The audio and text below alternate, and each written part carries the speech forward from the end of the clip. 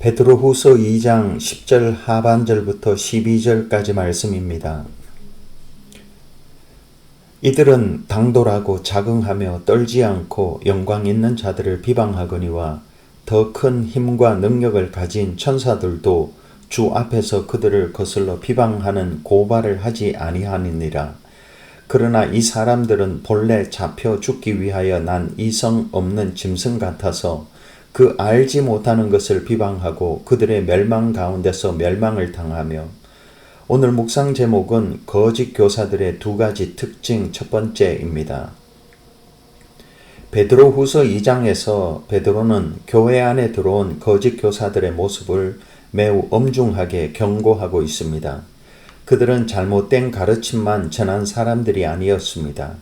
그들의 잘못된 가르침 뒤에는 잘못된 삶의 태도가 있었습니다. 오늘 본문에서 베드로는 그들을 가리켜 당돌하고 자긍하며 라고 말하고 또한 반복해서 비방한다고 말합니다. 이를 통해 오늘 우리는 거짓 교사들에게 나타나는 두 가지 특징을 살펴보겠습니다. 첫째는 거짓 교사들은 고집이 셉니다. 10절 하반절은 이렇게 말합니다. 이들은 당돌하고 자긍하며, 개역 개정 성경은 당돌하고 자긍하며 라고 번역하지만 개역 성경은 담대하고 고집하여 라고 번역합니다.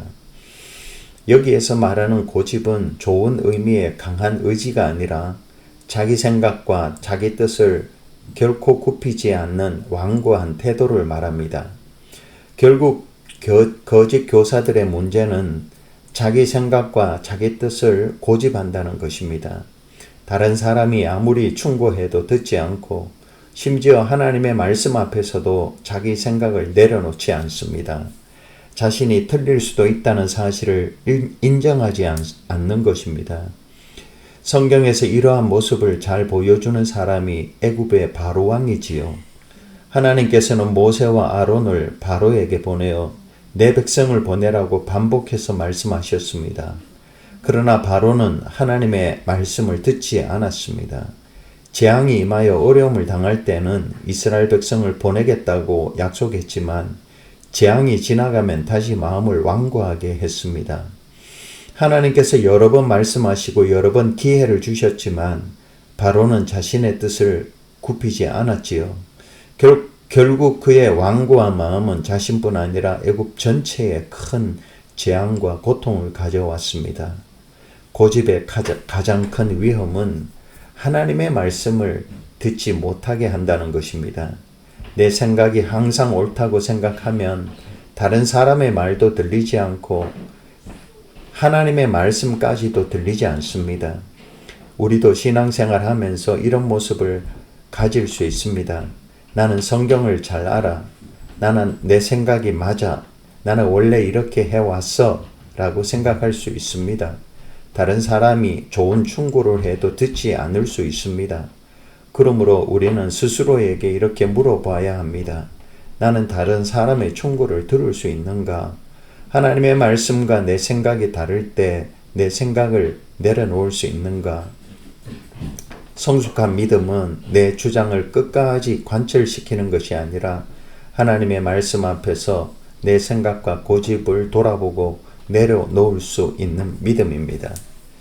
둘째로 거짓 교사들은 비방합니다. 10절 하반절은 거짓 교사들이 영광 있는 자들을 비방하거니와 라고 말씀합니다.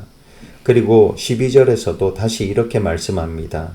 그 알지 못하는 것을 비방하고, 짧은 본문에서 비방이라는 말이 반복되고 있습니다.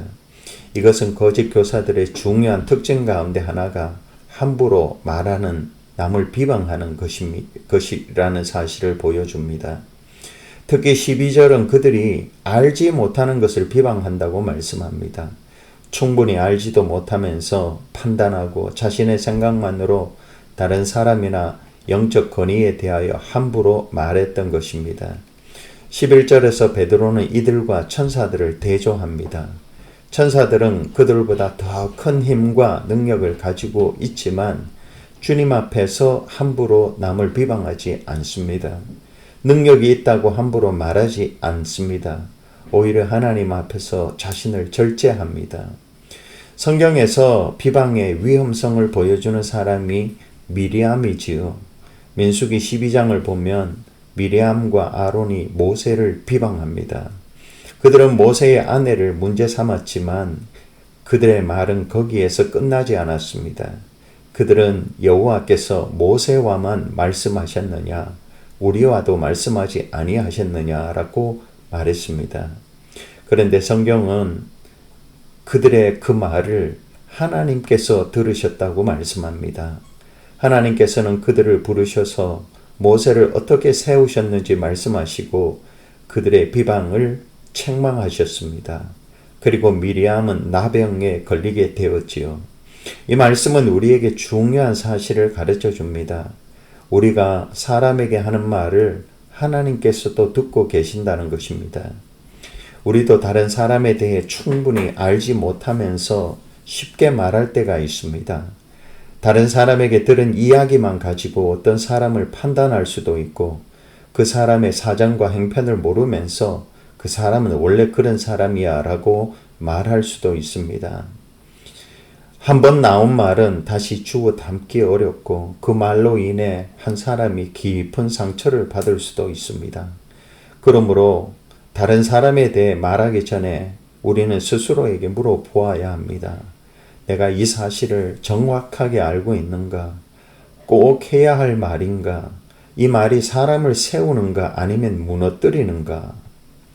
그리스도인의 입술은 사람을 비방하고 무너뜨리는 데 사용되는 것이 아니라 위로하고 격려하며 살리는 데 사용되어야 합니다. 기도하겠습니다. 사랑하는 주님, 지난밤 단잠 자게 하시고 새날 맞게 하셔서 감사합니다.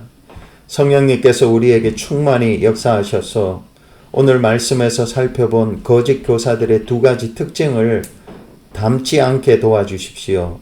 우리의 고집을 내려놓고 다른 사람의 충고에 귀를 기울이며 하나님의 뜻에 순종하게 하옵소서.